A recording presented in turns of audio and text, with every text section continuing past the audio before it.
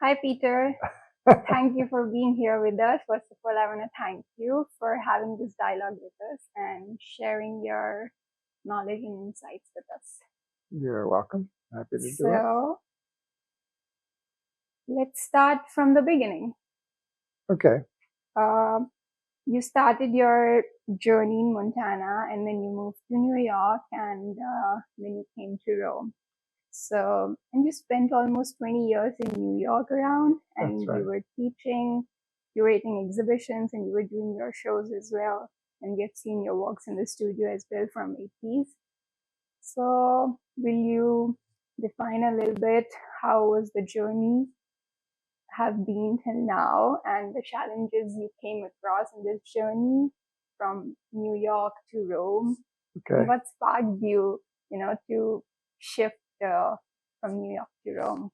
From New York to Rome. Well, of course, by the time I got to New York, I already had a certain history. I mean, when I was 14, I grew up in Montana, and the biggest city nearby was Seattle. And in 1962, there was a World's Fair in Seattle, and there was an enormous section devoted to art. And I remember going there with my father, and it was the first time I saw art, really, contemporary art. There was an American section and a European section. And this was 1962, and there were all the prominent artists of that time there, including some of the youngest ones like Frank Stella. Rauschenberg and Johns were already very, very famous. And then there were the classic abstract expressionists and the post-abstract expressionists like Guston. Anyway, every single artist of importance was there.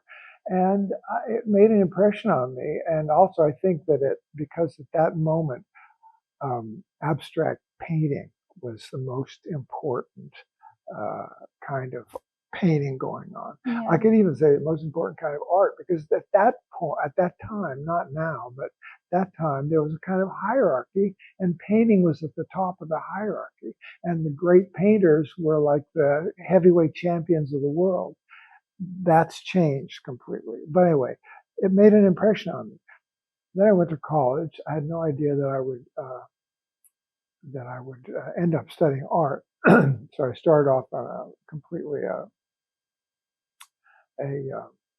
liberal arts course, but I ended up majoring in art, and I had the good luck to have a very good teacher who suggested I go to a summer art school in Maine called Skowhegan, and that's where I encountered for the first time even some of the artists that I had first come across when I was a teenager. New York artists, because this place is a school that's very connected with the New York art world. And so I had the chance to meet some of these artists, and I began to realize that this was a kind of a noble profession. It could be a profession. And so those 2 months at that art school called Skowhegan were probably as important as my whole rest of my undergraduate education. Then I went to graduate school, which gave me a chance to keep developing my work. And soon I went to New York, because that's where you go. Even I had noticed when I was a kid that virtually all the artists, 9 out of 10 of these artists were living in New York City. Yeah. So New York, and at Skowhegan, people would talk about the city. The city was not Boston. It wasn't Syracuse or Baltimore. The city was New York. They talk about in their New York accent, like, I'm going to go down to the city. The city meant New York. New York was the center of the world, of the art world. Paris was long finished as a center of the art world, obviously. It had been for half a century. So I went to New York. I had already a little bit of a contact with New York. I had a cousin who lived a sort of bohemian life there. He was a filmmaker, and he had friends who were filmmakers and jazz musicians and painters and so on. So I already kind of had this idea of going there and just starting off, which I did. And it's very exciting because New York is very stimulating. In the 1970s, this is the beginning of the 70s. So I spent the 70s and 80s in New York City. And again, I wasn't ready to show my work when I first arrived because with very few exceptions, people who leave school are not ready to show their work professionally. Although there's a tendency now for people to go to graduate school maybe a little older than they did then, and then hoping to come out like being ready, fully formed professional artists. But it took me a few years to kind of get on my feet there in New York City, and then I had a very important connection with a very good gallery called Zabriskie Gallery, and I began to show some work there. But also I was doing some part-time work, and I was installing exhibitions of other artists and working particularly at that gallery. And so that put me again in contact with older artists and artists who the art world was very different then than it is now. There was more interaction maybe between generations when the art world was not so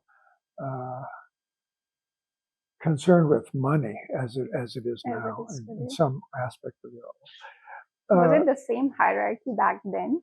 Sorry? Was it the same hierarchy back then as well? Hierarchy of yeah painting. Well, it was changing. For example, the gallery, the Zabriskie Gallery, was actually more involved with sculpture than painting. Sculpture was important. Sculpture was maybe becoming more important. And Virginia Zabriskie also she was an early collector and dealer in photography, which had been considered like practically not even an art form. I mean, of course, there were great artists who were photographers, but it was a couple steps down in this hierarchy, this former hierarchy. And she was an early collector, promoter, dealer of great photographers. And so that was, there was some people there. She had some artists who did what they called site-specific sculpture or works. And so those were like installations too, site-specific. That became a new thing. None of that interested me particularly. I was always only exclusively for myself interested in abstract painting. New York had a lot of figurative painting too. So it was becoming important, but particularly in the 1980s, there was an enormous revival of figure painting. And one important figure was, of course, Philip Guston, who gave up this beautiful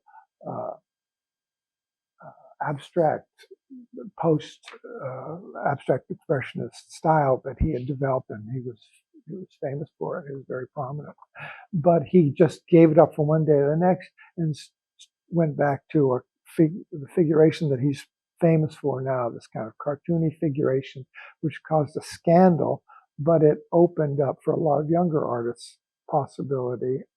You don't have to see painting as being more and more reductive, because that's what was happening in the 70s. It was becoming more and more reductive. Robert Ryman is a great artist, but he was just painting like white on white, and minimalism had just reduced the possibilities to practically zero, and so there was a need for a new revival of some more interest in painting, and that's when we also saw New York challenged by the presence of new artists coming from Europe, including Italy. And so we had Clemente and Chia and Enzo Cucchi and that group who made a big splash. They became very important in the 80s.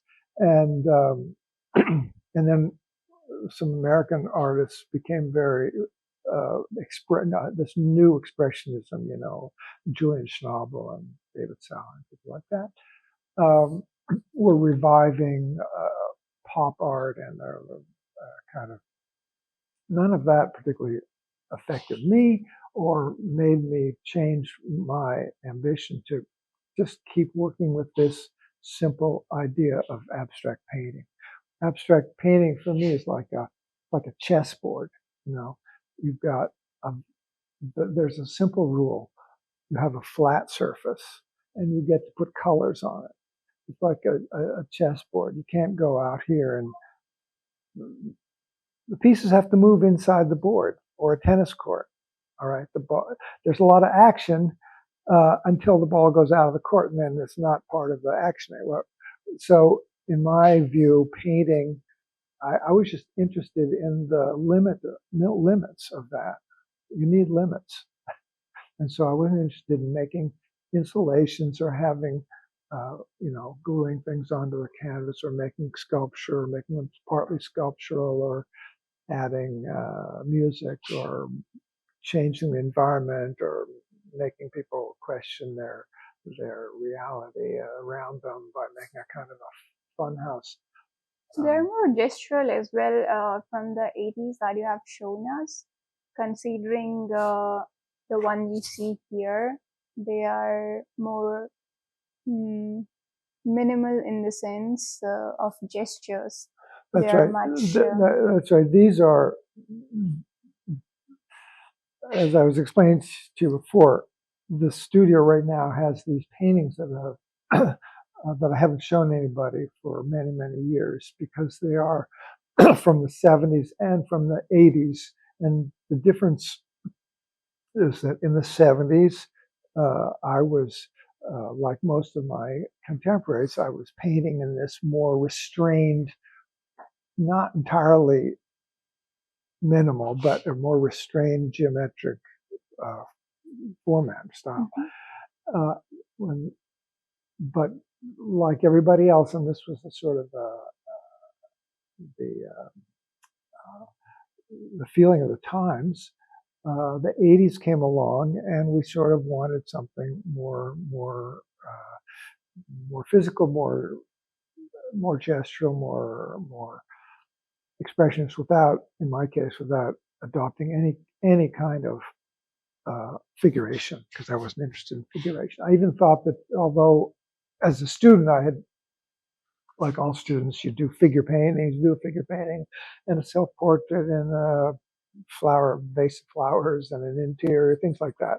But to me it was just, actually, I was so naive that I thought it was just too easy. I thought it was too easy to just stick a figure in there, because then you automatically get a kind of a fake emotion, because it reminds you of some kind of human presence, and it just seemed too easy. I didn't realize the rigor involved and the possibilities involved in figuration, and the great painters that work that way and still work that way. But so I had this imprint of probably of abstract art from when I was a teenager. Anyway, what I think that abstract painting is, or painting in general, is not very well understood a lot of times. I think it's misunderstood. It's very easy for people to look at the apparent content and see symbols, or be reminded of something that they've seen before, or other artists, but not very common for people to understand the mechanisms of painting. And painters, and then people who understand painting better, know that painting is a kind of a machine. It has parts to it that interact with each other. And that's what I was interested in. I was the dynamic of painting. And so you mentioned that you saw maybe the movie of I will actually thing mention called "A Painting is a Place," yeah. and I used that title for the show that I had last year at the Palazzo Merulana, because that's a fundamental idea of mine. The painting is a place. So here we have a painting from 1977. Mhm. I think it was in my first one-person exhibition in New York, and you can already see in it that the paint surface, this is oil paint. Now I'm using encaustic, but this was oil paint. I was interested in the materiality of the oil paint, so you can feel that it's got a certain texture to it. And then uh, I was interested in creating a place and then deploying inside this place certain elements that do something to each other. And in this case, it's all about a careful calibration of color. And so these little elements here, which sometimes people say, what are they? They're nothing. They're not, you could say, well, they look like the frame of a window or little boots or, I don't know, or the base of a column or a tombstone or whatever. But that's not the point. They're not representing anything, but they do have function, a kind of a dynamic function, in that you can see that some are pointed left and some are pointed right. Yeah. That's a very simple thing, but they do that. Then also the little tab on the bottom makes clear that we're in a space that has an up and a down, because somehow gravity is pushing them down and they're sitting there. So we have a space here that is a sort of like our space. It's governed by gravity and has a right and a left to it. Then these things that are in there are placed very deliberately and mathematically, actually. They're measured. And they interact with each other. Sometimes they're sort of facing each other and sometimes they're facing away from each other. There's a good example in the upper part there where the gray one and the green and light yellow one are in between. There's an area which is commonly academically called negative space. Yeah. And so these elements are, at the same time that they're occupying their place, they're also creating this somewhat dynamically charged, energetic absence of, or negative space. And so that's sort of like Morandi, that upper part is kind of a Morandi. Those two colors actually relate to Morandi very much. Yeah, it's sort of like Morandi, but also like Barnett Newman, and you also used that color, the beige, in your work a lot. You worked with gray and white a lot. That's right. Basically, I was adjusting the colors so that they would do certain things. The most important aspect of color, of course, is light and dark. And so they all are adjusted in terms of light and dark, and then they're adjusted in their relationships with the ground. The ground, by the way, pushes back at the form. It's, so the edge of the form has been, it's like a battleground. It's a line between two opposing forces. It's not just something plopped on there that where all the energy comes from the form and then it's just sitting against a passive background. Instead, the background has been articulated, so it's pushing back. So I'm just pointing out what I'm trying to point out, that the painting is a place in which these elements have been deployed, like you deploy soldiers on a battlefield, or chess pieces on a board, or notes on a piece of music. Another thing is the energy you talk about, because you've mentioned before that you're not interested in what it means. You're more interested in what it does to you. So or with what it this, does in what it itself. does. Right. Yeah. Yeah, that's right. So I was actually interested in the idea because as a place, when you're working in that place, what it evokes or how it affects you. Uh, I'm just engaged or interested in playing with it, Mm-hmm. to sort of try to get the forces to become clearer and more articulated. And um, I work very intuitively. I don't plan things out very much. Well, the basic format is planned out. It's But strange that, for me to talk about this painting, to sit in front of this painting, because this is a painting from more than 40 years ago, yeah, 70. 45 years ago. But certain things are still true.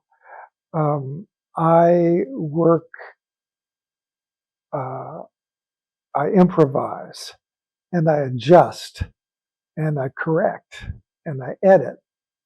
And all those things are engaging to me. I'm not trying to express anything in particular, but I'm trying to see what the painting tells me that it can become. Yeah, it's a long process from, like from where you're beginning and then to an image what you arrive, because I think what you are doing is not particularly to develop an image, but to actually explore the process of image making in a sense, right? That's true. And what you look when you look at this, and then you go to a painting over there that I did 10 years later, or a little less than 10 years later, that looks very different. You're not seeing the evolution, but there was an evolution. There was these paintings became looser and a little bit more uh, gestural, and then I sort of broke from this more rigid kind of work and started to work much more gesturally. But at the same time, there was something similar in the paintings from the 80s, because I still had this feeling of a top and a bottom, like a difference. In the 80s, there was more a sort of a dynamic between atmosphere and materiality. But I was limited by my conception of the painting as a sort of a landscape. So I have earth and sky, or there's stuff going on, but there's a top and a bottom. You And were this, actually, sorry, you were saying that you don't see the evolution, but from an outsider perspective, I would say I see the evolution. you do see it, even though you don't see the intermediate steps. Okay. But I do see the evolution in terms of material, in terms of gesture and colors, I would say, your palette, and like seeing the huge gap, the work from the 70s and seeing your present work, it's like they just connect very quickly, It seems encaustic to me, even though it's not the big. That's right. Yeah, like so the surface. encaustic allowed me to do something which I always wanted to do. They're physical, because I like doing things. I like making things. I like physicality. When I was a kid, I used to make airplanes, little model airplanes, and I always built things and made things, and I grew up that way. Also made skis. Sorry? You also made skis. I've read in your conversations that you were making skis with wax, with hot wax, that you were already working with it. That's true. It's kind of a joke, but it's true. So it's like, shift from oil paints to encaustic. Is it like, going back to your inner self in a way? Maybe. I think that when every artist is constantly moving forward, because you want to you're curious about the next thing, and the next thing is going to be something that is based on what you've done before, but maybe you're taking a step into new territory that you don't know yet. Yeah. In fact, that's important, not to know what you're doing. I had that lesson several times when I thought that I knew what I was doing. Now I'm going to make a painting because I really know what I'm doing, and the painting falls flat and doesn't work at all because the crucial ingredient was not knowing, was actually being ignorant and exploring so that you could actually make something that you'd never seen before. And that means other people have never seen it before. It's actually true, it's the feeling, behind your artistic decisions. I think that makes a painting, because there are different shifts throughout the time, like shifts from oil paints to encaustic. But then even in encaustic, I see shifts of lines, colors, your ellipses, and then you were working earlier with white, gray, and then I've seen a burst of colors in your paintings, and there you see an image of collage, and then there's incision also. So like, this idea of a feeling behind the decision.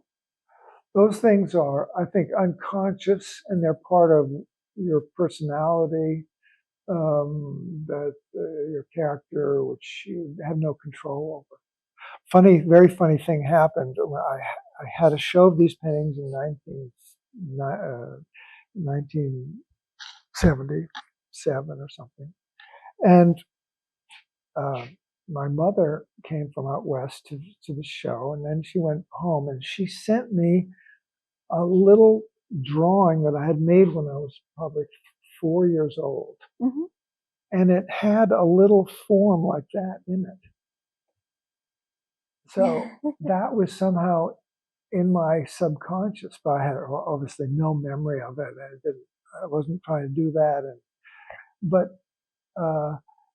So there are these things, you go along and you paint something new, and sometimes this happens, that you think, I've really done something great.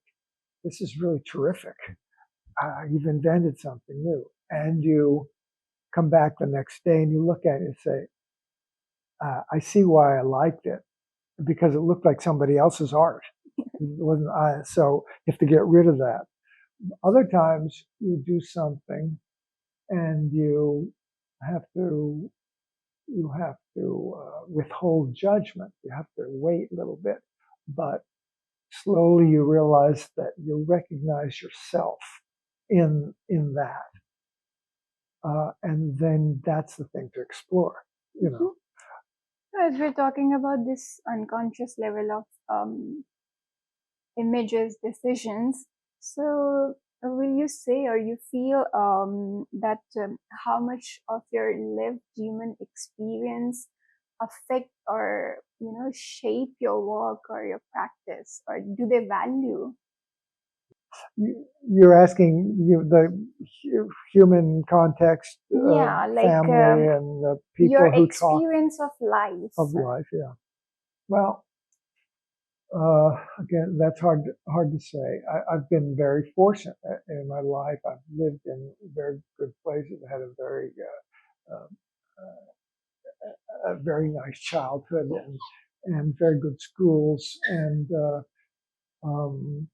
good friends. And then I had an important part of my life recently. For 20 years, I was teaching. That was important to me, but it didn't affect my painting at all. Even when I think about my I was fortunate in my training, but I can't remember a single thing that was helpful that a teacher told me, except anecdotes that they told. I don't remember any. I remember encouragement. That's all. I remember being encouraged, but I don't.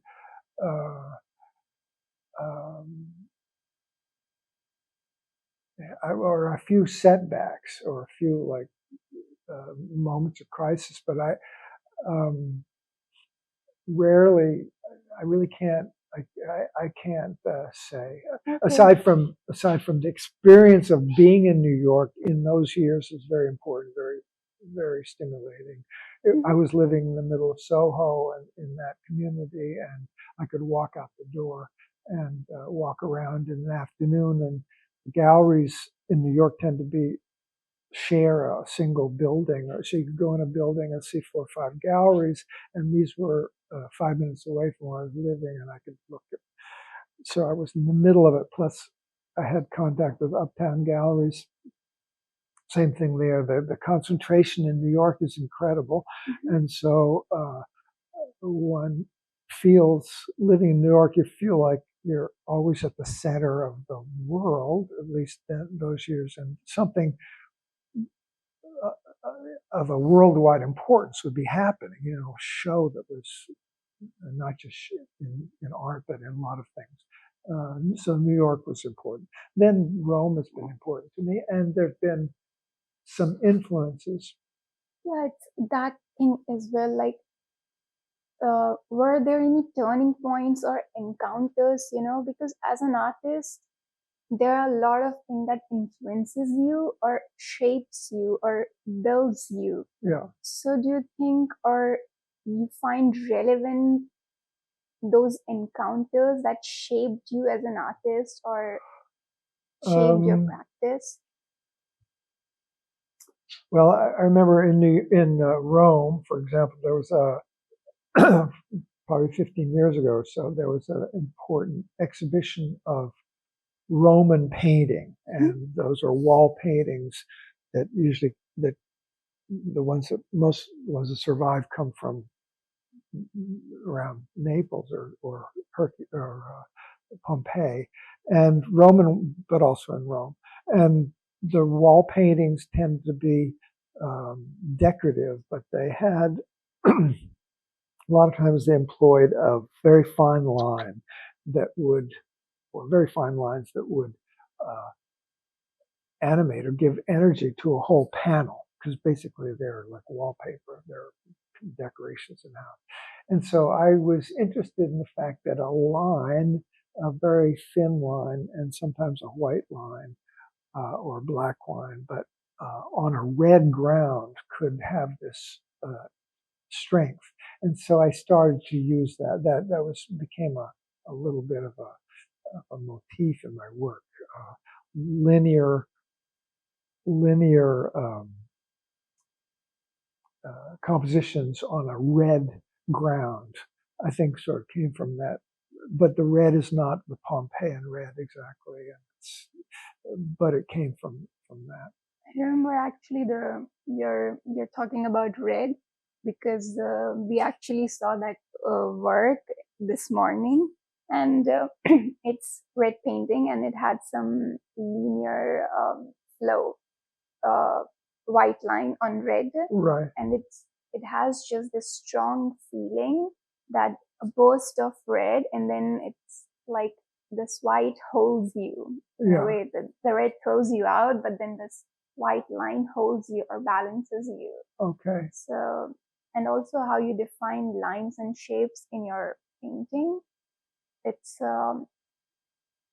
very interesting. Would you talk about it? Because I remember you were talking about lines that they hardly exist in nature, and they're abstract, mental, metaphysical.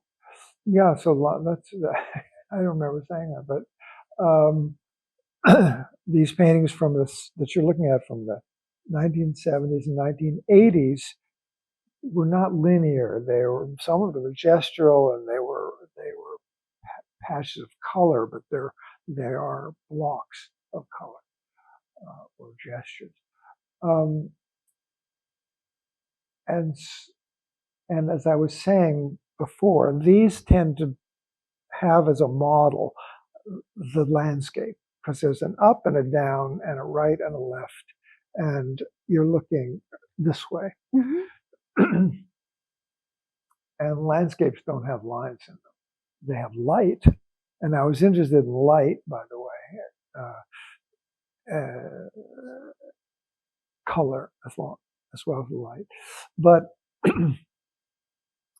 in my work with lines, I also cut myself free from this landscape paradigm so that the paintings don't have that feeling of a landscape space. And this was a very big difference between my current work in encaustic and my work that I did in the 70s and 80s. Mm-hmm. The getting rid of the landscape as a model.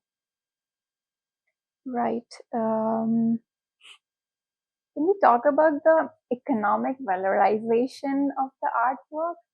How much does it affect an artist, and the importance of it in an artist's life? Well, I can't talk about it too much because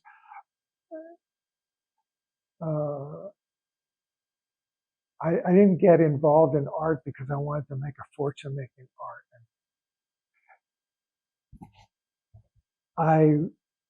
I've always been able to sell paintings, even from when I was almost a student, because I make paintings. And a lot of artists don't make paintings; they make installations, things like that, and even sculptures may be harder to sell, put on the market, because people more likely to buy paintings.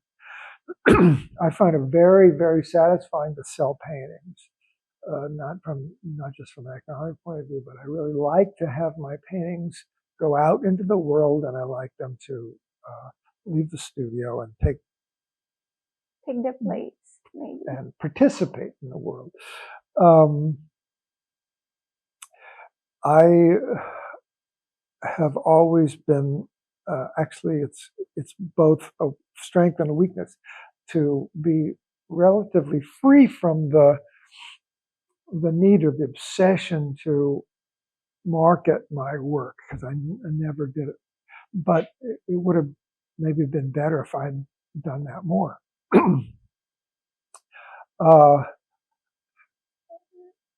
The art world at the moment is, I don't have to tell you, it's divided between this weird extreme levels that some works sell for, even contemporary works, even young art selling for very, very high prices. I mean, millions and millions of dollars, was sort of incredible when you think that you could buy a, 17th century Dutch painting or something for less than $1 million, but you'd have to pay the same amount for something that somebody did when they just got out of graduate school. The problem with that, by the way, that doesn't mean that those are bad, that art is bad. If you go to the big galleries in New York or any place in London, they look like museums, and they have art on the walls that is very, very expensive, but it's also very good. I mean, there's a level of competition, and it's very stimulating. Not all of it is good, but a lot of it is very, very good. The problem is that the press and the public give a lot of importance to that, to very, very high-priced art, and there are collectors, frankly, buy art as investments, and they don't really know much about art. They are guided by art advisors and so on. That's just a different world, and 99% of artists are not in that world. But it's a factor which I think affect artists presently as well, specifically young artists, positively as well, because sometimes it can become a motivating factor, and sometimes it affects negatively as well, because if money becomes a motivation, I would say, then you lose the richness sometimes if you go for the other way, I would say. Well, I've heard artists, very successful artists, when you're very successful and your galleries are selling your art, they really don't want you to change. They want you to make the same thing that's been successful. And so some artists have complained, I've heard them complain, they say, I'd love to be more experimental, but I have to keep producing my brand art because and how can you blame them or resist? You can go into your studio and with a couple of assistants and produce a painting in a day or a morning that then goes out the door and sells for $1 million. How can you not just want to keep doing that? But there are artists who are vastly successful, but who maintain an inventive quality, an inventive attitude, do new things. As far as young people being sort of corrupted by money, I don't know. It could distort their work to some extent, but basically, receiving money for your work and being able to have a more convenient studio and maybe have some assistants and have regular shows and sell a lot of work is very positive. Your work is going to grow, it's going to develop faster, and it's good. And the people who buy your work are going to see the value of the paintings go up, and everybody's happy. And so I wouldn't worry about it too much. Yeah, you're right. So let's conclude with this one last advice of yours, which is, what would you say to young artists on why not do it? This is like the name of our NODO. We say we present ourselves as NODO, which is an Italian word, but meaning in English, if we separate it, no do, why not actually do it? So what would you, say to people out there on why not do it? When I was teaching, so sometimes I had a lot of contact with young people, and then sometimes parents would say to me, they would sometimes ask me advice where they should send their son or daughter to study art, or they would express perplexity and say, my son or daughter wants to become an artist, but I sort of don't know if that's a good direction, and what should I do? And my reply would be, it doesn't matter what you do, because this young person is either going to do it or not, is going to start off. And either they have the temperament to continue, and that temperament is it's more temperament than talent, really. Temperament meaning patience, meaning ability to work alone, ability to focus, concentrate, invent, have the self-confidence to believe in yourself and to be creative. So that's either going to work, or they're going to do a little bit and find out by themselves that it's not going to work, and then they're going to get a job in advertising or something else like everybody else does. But you can't do anything, and they're just going to have to find their own way. I just wouldn't give advice to anybody. I have friends who are young artists, and I don't give advice to anybody.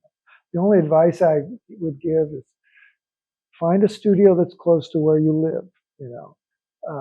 Put the caps back on your oil paint, because I had to do a few little touch-ups on these paintings that were old, and I got out some oil paint, and I had these tubes of oil paint from 40 years ago that I hadn't touched that work perfectly well, but you have to put the cap back on. So keep your oil tubes back, because you can use them after 40 years, right? You can use them after 40 years. That's a good advice. So put your caps back on your oil paint. That's advice. Marry the right person. That's another piece of advice. I don't know. Thank you so much, Peter. It was really great talking to you and listening to you and being in your studio. Thank you.